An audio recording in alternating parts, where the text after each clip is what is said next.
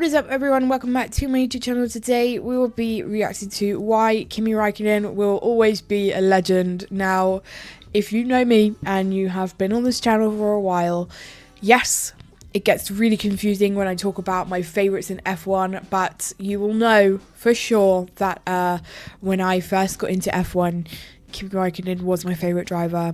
Obviously, before he then retired, he will and always be my favorite driver, okay? So I'm really looking forward to this video because I just love Kimi Räikkönen. He's such a great guy, absolute legend, and I'm glad that this video is titled Why Kimi Räikkönen Will Always Be a Legend. So yeah, I'm looking forward to getting into this video, but before we get into it, make sure you subscribe. Over half of you that watch my videos aren't subscribed. Just hit the bell, it takes 2 seconds, and if you'd like to become a member on this channel and receive exclusive perks, you can also do that by hitting the join button down below. So, it's 2005. There's still a couple of rounds left in the World Championship. 2005, I was 1.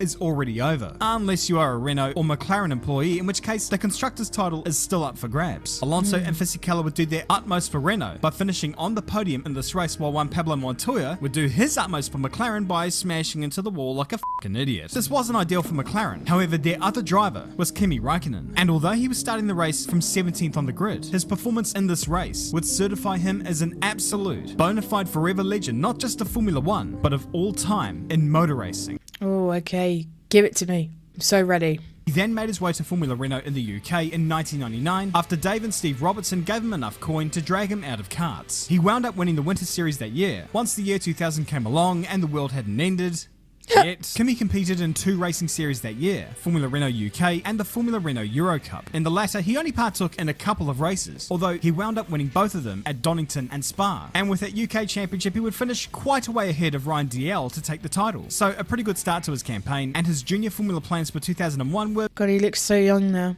junior Formula and go straight to Formula 1. Oh, of course. And up the ladder. But after impressing Peter Selber at a test session in September 2000, where he was lapping half a second faster than Pedro Diniz, Wow. whoopsie-doo, Selber decided to sign the young lad up for the 2001 season to partner Nick Heidfeld. There were some out there who were concerned by this move, saying that he was too inexperienced a driver to be out there on that Formula 1 grid. However, in Helmut Marko's case, he didn't want Kimi on that team because he was of the opinion that Enrique Bernoldi was the superior driver. Really?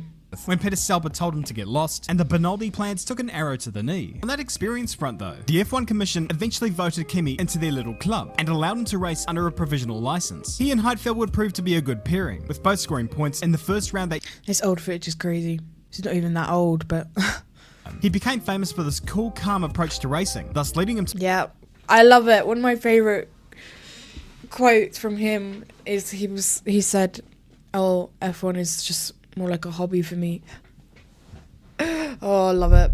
Save for the debacle that was the MP4-18 that Adrian Newey was hell-bent on putting onto that grid. If you don't know the story behind that, basically, the drivers just didn't want to drive it anymore after it kept on throwing them into the wall during testing. But the car that did actually take to the grid was solid enough as it was. It was certainly good enough to take Kimi to his first Grand Prix victory in Malaysia that year. And although he didn't win anything else, he turned up to the last round in Japan with mathematical chance of winning the title. It was a long shot, for sure, but to hell with it. What's the harm in trying? He started that race from 8th on the grid, but Michael Schumacher, his main competitor, decided to make life a little bit difficult for himself by starting down in 14th. Okay. Ooh, okay. Still a chance here. Ultimately though, Rubens Barrichello took victory in that race, preventing Kimi from getting the points needed to win the title, and even if he did win that race, Schumi's 8th place finish wrapped up the title anyway. Kimi perhaps may have had a better shot at the title if at the Nürburgring his engine didn't go bang, or if the checker flag dropped a little earlier at Interlagos, or if Ferrari didn't whinge to the FIA about the tyre legality on a McLaren, which is hardly a new thing. But ultimately, it was a great run from Kimi, although 2004... Well, yeah, if you, like,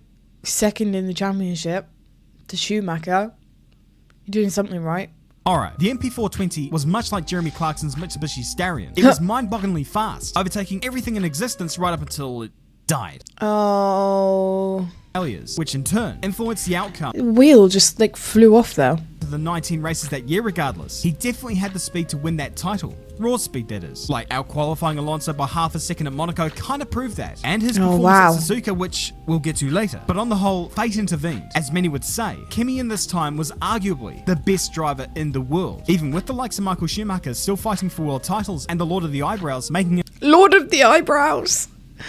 finally fixed the reliability problems, but Oh, they thank then God. inherited a new issue in that the car wasn't that brilliant. And when What? He just can't catch a break, can he? drivers, you get me? Montoya skipped town midway through the year, whilst Kimi had to make do with podiums and pole positions, but no wins. As the season No drew to a wins. close and Schumacher had announced his retirement from Formula 1, Ferrari signed Iceman up to fill the void for 2000. They signed Iceman. McLaren would become in that year. The car was certainly better that year, but to those thinking all of this, you are. Yeah, but he got his championship in 2007, so... Oh, now we're in 2007, okay. Fastest lap, race winner. Boom. It was a fantastic Boom. start for Kimi, although he did struggle to make something of the new tyres and thus started to fall away from the leaders as the season drew on. By the 7th round of the year, he was 26 points behind Lewis Hamilton in the standings, but then he won at Manicourt and again at Silverstone. These 2 Grand Prix wins meant that he was now just 18 points behind Lewis. Quite a ways granted, but it wasn't Wow. impossible to win this thing. He failed to finish the boat race at the Nürburgring, but from there on in, he would score a podium in every remaining race that season. Remarkable consistency and great for his championship cause, even if Lewis had it totally sewn up. There was no way he was going to blow a 12-point lead with 2 rounds remaining. At least one would have thought that before he That is crazy that, like, 2007 was Lewis's rookie season. And he finished, like, so close behind Kimi in the championship. was some gearbox issues with Lewis early in the race. This threw Oh. him down the order and would eventually come home in 7th place. Kimi, meanwhile, would scythe on through to take the win, with teammate Felipe Massa acting as a rear gunner. So what did this mean? Well, you guessed it. He's leading the championship. And the world champion by 1 point. A little tighter than he would have liked. Shut up. But he was the world champion, and it was thoroughly deserved. Adding Yeah. to Finland's already large array of world champions: Keke Rosberg, Tommi Mäkinen, Juha Kankinen, Mika Häkkinen, Marcus Gronholm, and now Kimi Räikkönen. But what was perhaps the most amazing thing about that was that despite this being a long overdue championship win for him, this would be the only time Yeah. I would have loved to have seen him win another one.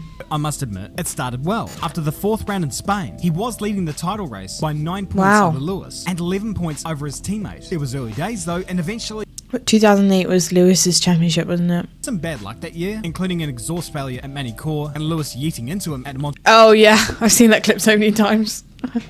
That may sound, but sometimes even the best make mistakes. He scored 3 podiums Yeah. to cap off the year, but the inconsistent results pretty much killed his. We're all human at the end of the day. People are going to make mistakes. Which is what actually I think some people forget is like, yes, they're in Formula One and they're like best drivers in the world, but people make mistakes.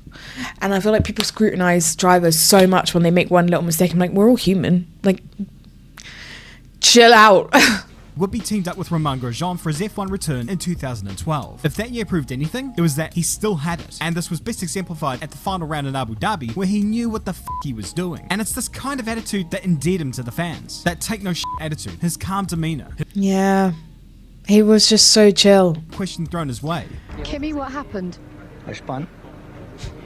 The only Love it.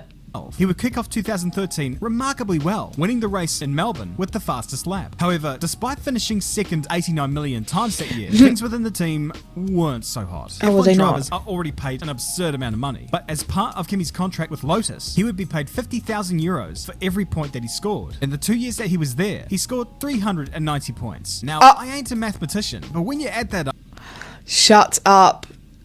That's crazy.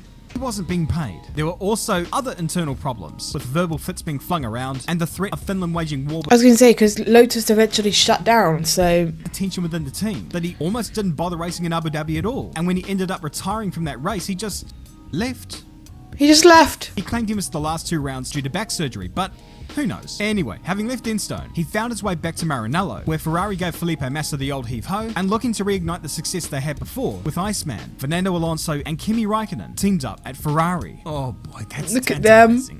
What they didn't account for was the heap of rubbish that Ferrari attempted to call a Formula 1 car that had been thrust upon their drivers. Alonso won nothing that year, and Kimi didn't even get a podium. Oh... That's horrible. Car behaving like a dog with worms. This was not the Kimi we wanted to see, and No. it sure as wasn't what Ferrari were expecting. When Sebastian Vettel came in 2015, things did not get. I was going to say, they were such a great pairing. Vettel and Raikkonen. Love it. And in Austin, he would take his first win since 2013, fending off Hamilton in fine style. However, even this wasn't enough. For 2019, Ferrari would bring on their protege Charles Leclerc. Yeah, because then he went to Alfa Romeo. Yeah. known as Alfa Romeo. The team was never going to deliver him a car worthy of the Kimi we know, but this move kind of signaled the beginning of the end in a... Oh, don't remind me. How long was he going to put up battling for 12th on the grid? The answer came in 2021 when he announced his retirement from Formula 1. And so on the eve of his final race in Formula 1, we reflect upon... That to me was as depressing as Abu Dhabi 2021. Like, I can't come back. I know he never will, but a girl can dream. Bringing up his ice cream fetish, his knack for finding the drink when he's not in the car, or tales of times like 2006 Monaco where, after being conked out of the race, yeah. I remember that. Well, obviously you don't remember watching it, but I've seen that clip so many times. The best example of this, Suzuka 2005. Thanks to a rain-affected qualifying session and a lemon Merc engine, he started that race from 17th on the grid. The objective really was to get points for McLaren for the constructors' title. Montoya took no heed of this and proceeded to smash his car into the barrier. Raikkonen, meanwhile, was joining Alonso in their ascent up the running order, scything through the field, taking names, with Alonso sweeping past Schumi on the outside of 130R, which sent James Allen into an explosion of ecstasy. Although that was probably down to the stash that Frank Montagny brought along that weekend. He eventually worked his way into the lead with 10 to go before coming in for his final pit stop. By then, Giancarlo Fisichella was now in the lead. Kimi had it all to do now. It was a run to the finish. With 3 laps to go, Kimi was right on Fisi's gearbox. But no way. Awesome the circuit is from 17th. Passing on that circuit is tricky at the best of times. Fisi though was fighting tooth and nail to keep Kimi behind. But that one piece of open door for Kimi was all that he needed. On the final lap of the race, on the approach, final lap, round the outside, and made it stick. Wow. From 17th on the grid to win the race by passing around the outside. Crazy. Passing on the final lap. Wow. This guy, the dude who performed all those heroics back in the day as he chased after his world championship, that is the Kimi I'll remember. It's the Kimi I'm gonna miss. Oh no, stop. I got chills. I'm gonna cry. I miss him already.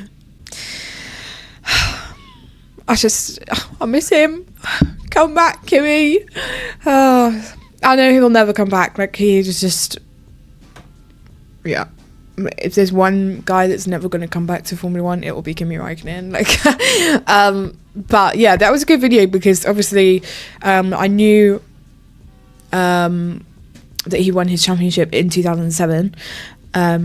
But I obviously wasn't watching then. I was born in 2004. So all the stuff, like the footage and stuff from like 2005 and his win in Japan in 2005, that was all really good to watch. And again, proved the point, Kimi Raikkonen will always be a big fat legend. So yeah, I did really enjoy that video. So with that being said, if you have any other videos that you'd like me to react to, drop them in the comments. I'm working my way through everybody's suggestions at the moment. If you did want to check out any of my other socials or become a Patreon member and get early access to videos like this, then you can do all of that down below. And if you want to become a member on this channel and receive exclusive perks, you can also do that by hitting the join button down below. But I hope you enjoyed today's reaction, and I will catch you next time for the next one. Bye.